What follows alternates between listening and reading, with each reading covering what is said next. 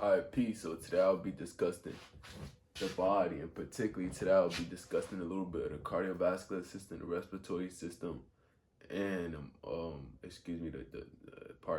the muscular system that the body contains. All right, and so today I'll be diving into how your body utilizes oxygen and then turns that into energy, and it travels throughout your arteries and things of that nature. But without being said, let's dive right straight into it. Also, this is imperative for you to understand if you work out or you engage in physical fitness, because you have to understand your body and how it works, how these certain little systems works. Okay, and so let's hop right straight into it. Before I start, I just want to say that anyway, fuck that. So heart plus oxygen equal performance. Okay, because it's no secret that humans would digest oxygen and breathe out what CO2, carbon dioxide, right? And so they say what trees provide oxygen, right? So if there is an abundance of oxygen, right? So when you take a deep breath,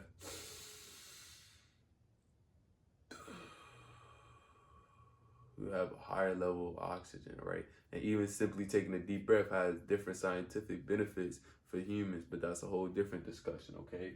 And so heart plus oxygen equals performance. I just want you guys to keep that in the back of your mind. Starting from the lungs, you have oxygenated blood, right? Which travels into the left atrium, okay? And so oxygenated blood is just simply blood filled with oxygen, right? And so these red lines are your arteries, okay? So it travels from the lungs throughout the arteries, right? To the left atrium, and then to the to the left ventricle, which then travels through the arteries, through the body, okay? So it goes from the body to the veins, and the veins go to what? To the right atrium, which then goes into the right ventricle, which then travels and comes out, right, and go back into the lungs, okay? So this is called deoxygenated blood, okay? So after the process of the arteries carrying the oxygenated blood, aka blood filled with oxygen, right, it travels to the left atrium, to the left ventricle, to the body, and the body transport this gas, okay? So you also have capillaries, right, which is used for gas exchange, okay? And so your body also utilizes capillaries, okay, for gas exchange.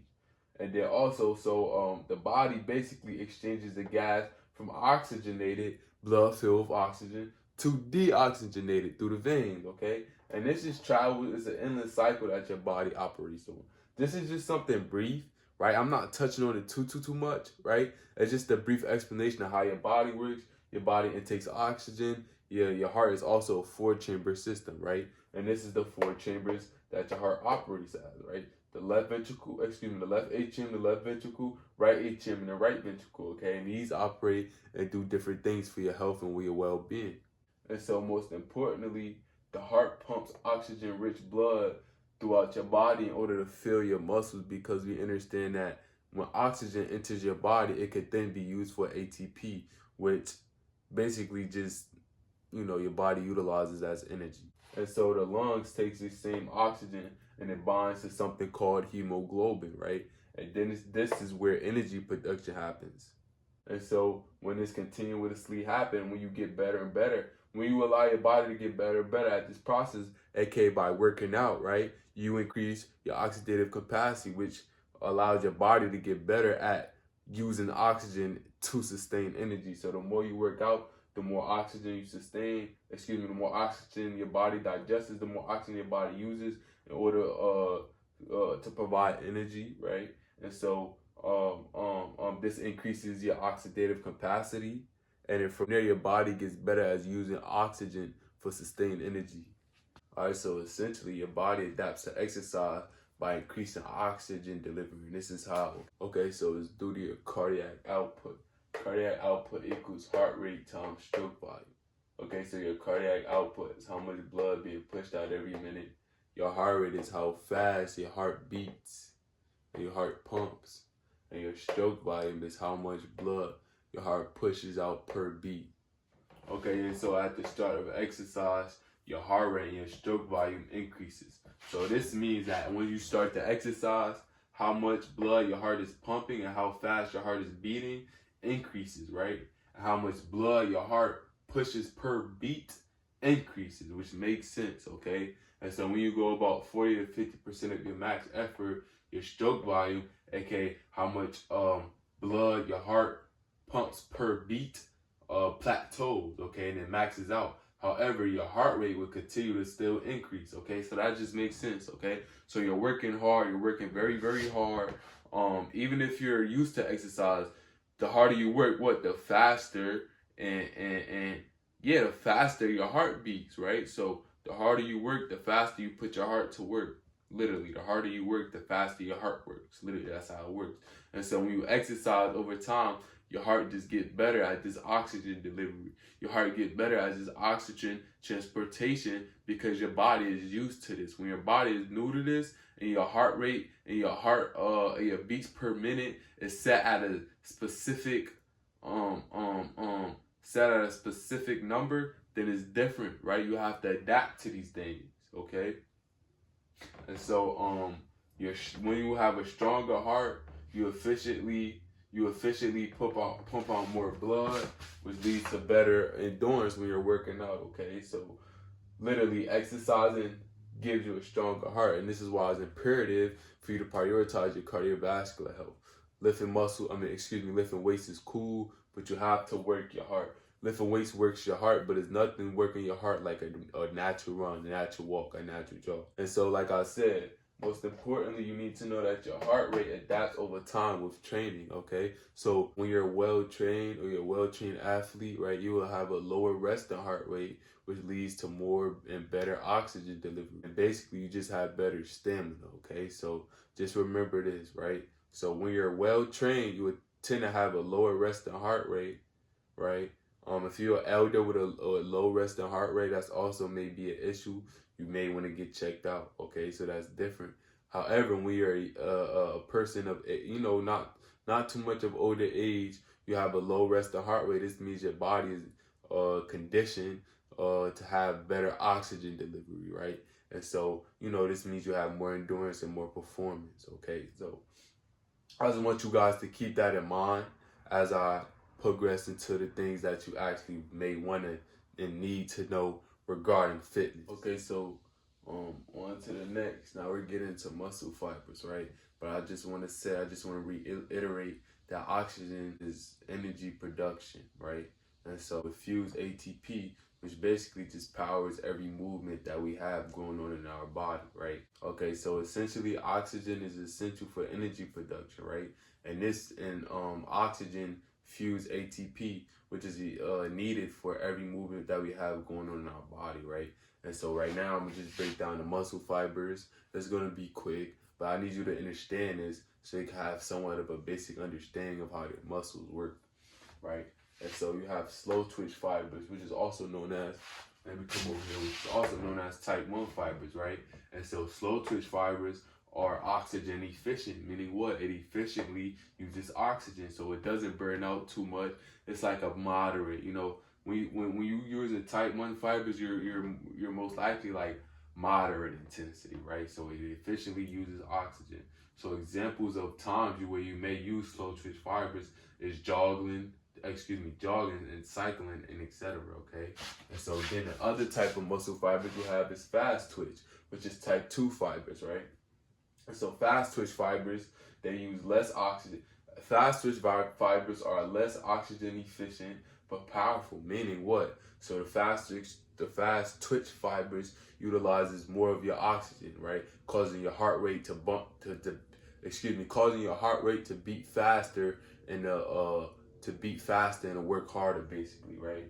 And so you use these mainly during sprints and heavy lifting, etc., right?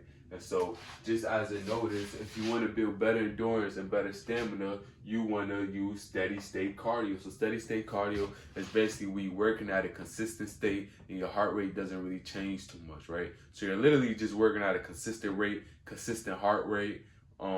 Nothing changes. So if you want better endurance, better stamina, you do that by using steady state cardio. Steady state cardio, just go for a jog, right? And that's you building better stamina, better endurance. You don't have to kill yourself, right? It's kind of moderate intensity. So you're pushing yourself a little bit outside your comfort zone. You're not sitting down, you're not being, lazy, but you're getting moving, but you're not working your heart too much, right? But if you want more power, that's different. You will have to utilize these fast twitch fibers. You'll have to utilize these fast twitch fibers, right? And so heavy lifting and explosive movement will get you more power, right? But you have to utilize these fast twitch fibers, right? And this is just imperative for you to understand these things. Okay, boom. Now we're going to talk about why consistency is important in your journey, right? Because your body has certain adaptations that happen within your cardiovascular system, your respiratory system, your muscular system that you just don't see, right? And so these adaptations that your body goes through enhances and improves your fitness. Now we're going to get into the adaptations that occur, right?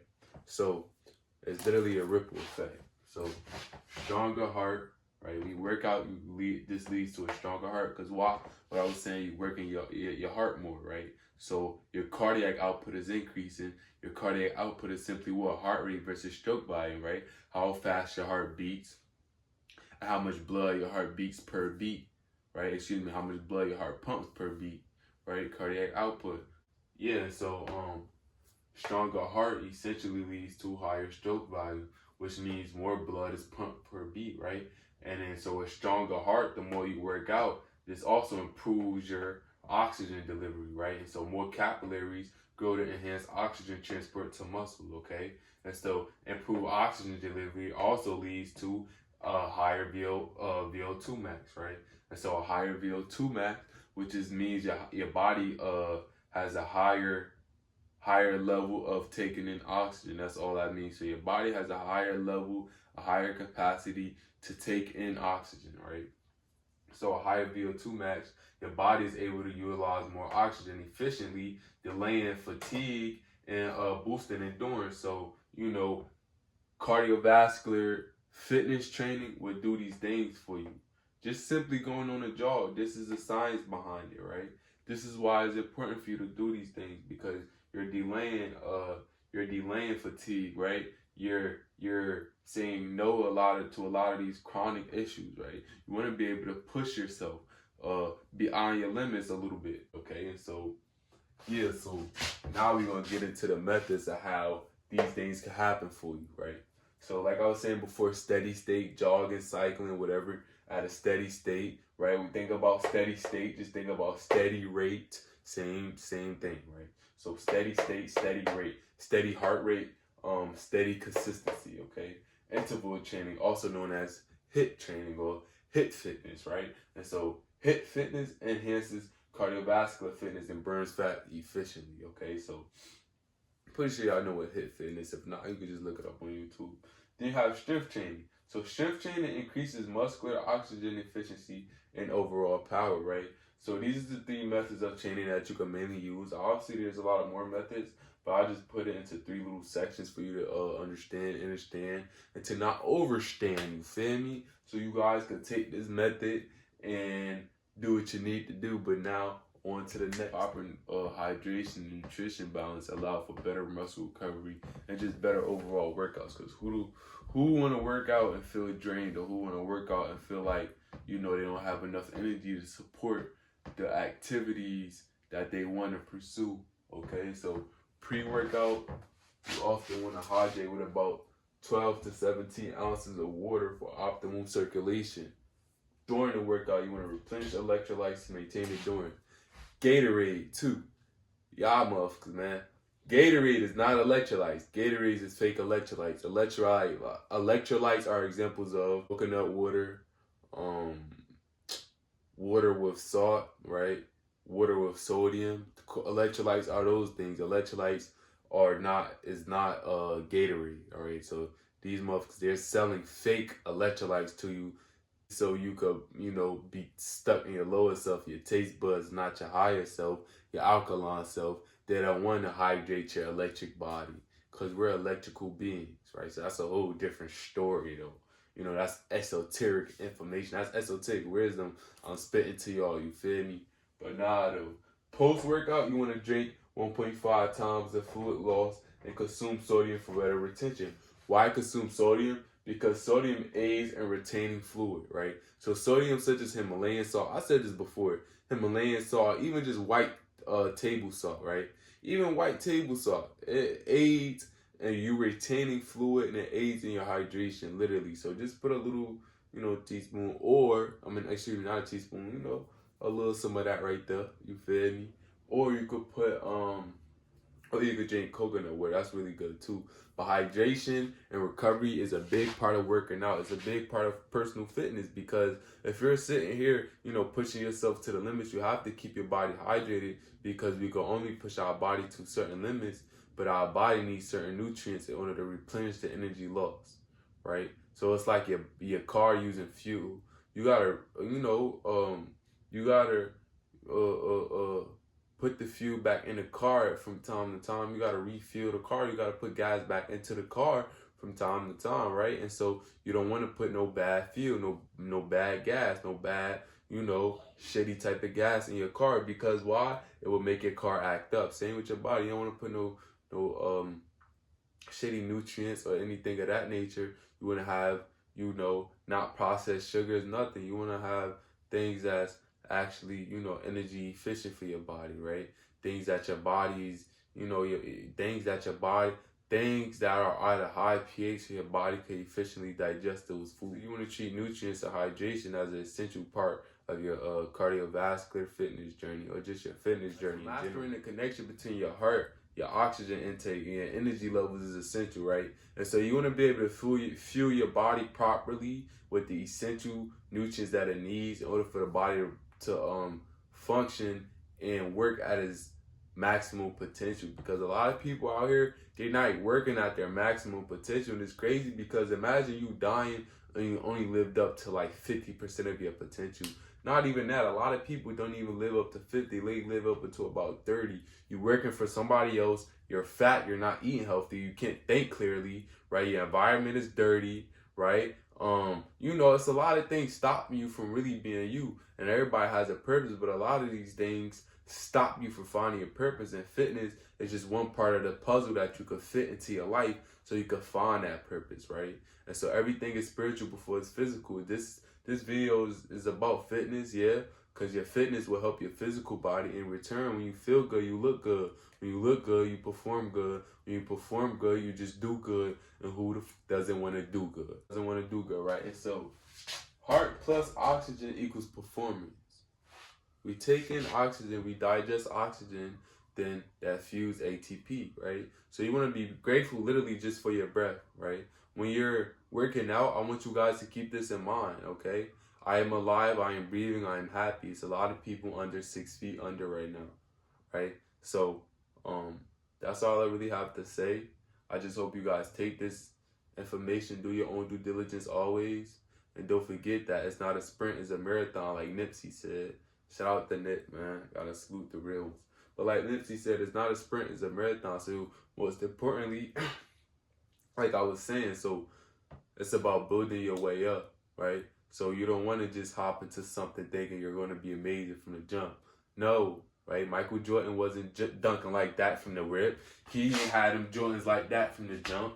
You feel me? It took him time to get there, right? So like I was saying, you want to start off with steady state exercising, then move into interval training, where you could go from V1 to V2, where you could speak efficiently, where you could, 100% speak and talk during workouts, right?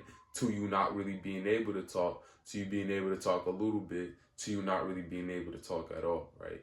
So this is interval training, but you want to be patient with yourself, because all you have is you. And most importantly, like I said in the video, recovery is also important, because it aids and assists in your muscle growth, right? It aids and assists in how your body just functions overall. So you want to feed your temple and you want to feed your temple so God can house your temple, right? We all have the potential for God to house our temple, but instead of God being in here, we're looking at him over there, right? When we need to look at God inside of here. But God cannot house this temple unless this temple says, I am clean, I am ready to be housed, right? I am open, right? You got to be open to allowing God to house this temple.